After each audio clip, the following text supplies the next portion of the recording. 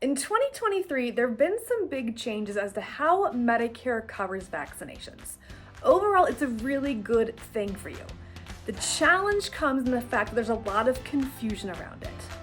And for that reason, I want to get really clear on what the rules are and what to look out for so that you are getting your vaccinations or the full vaccination benefits through your Medicare coverage. You've worked hard for Medicare. Let's now get the most out of it. I'm Emily with the Medicare Coach, an independent Medicare consultant helping our clients easily navigate Medicare rules and insurance company confusion to protect their healthcare rights and their savings.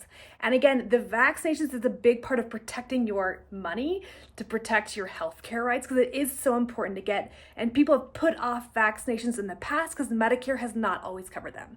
So let's just quickly go through vaccinations. So there's a wide range of vaccinations, and some are covered underneath Medicare Part B as in boy, and others are covered by Medicare Part D as in drug. It's important to know how these work because the medications covered underneath Medicare Part B are usually more or less free or fully covered by Medicare. And in the past, the vaccines covered by Medicare Part D have had a cost associated with those, usually at least $100 per vaccination. Well, as part of the 2022 Inflation Reduction Act, a rule was passed in which it covers all Medicare Part D vaccinations to now take them from over $100 to now free. But the problem is in the details. That was approved fairly late in 2022. It wasn't updated in all the different Part D documents.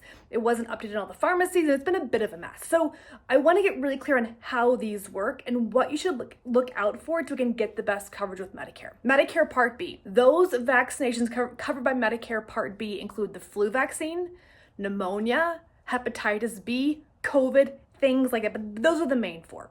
With that, you will simply give them your Medicare ID card, and Medicare should be covering all of those expenses. Now, there might be an administrative fee, but you can always expense that as well.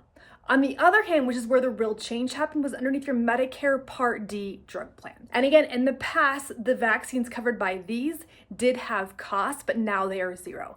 So the main vaccines under Medicare Part D are shingles, diphtheria, whooping cough, tetanus, things like that.